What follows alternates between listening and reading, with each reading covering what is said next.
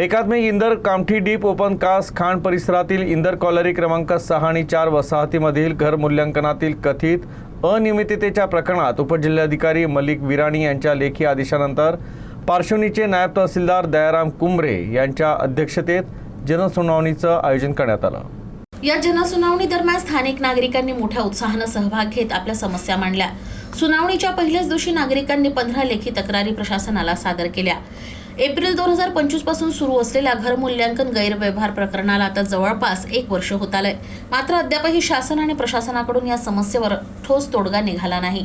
या प्रकरणी स्थानिक नागरिकांनी नायब तहसीलदार दयाराम कुंभरे यांना लेखी निवेदन देत इशारा दिलाय। वेकोली कामठी उपक्षेत्रातील कोळसा वाहतूक रोखण्याचा इशारा देखील नागरिकांनी दिलाय। आपणा मार्फत सांगू इच्छितो की कोणी जर पॉलिटिकली व्यक्ती या प्रकरणाला वेगळं वळण देण्याचा प्रयत्न करत असेल तर त्यांना मी सांगू इच्छितो की आम्ही 6 नंबर जनतेच्या पाठीमागे खंबीरपणे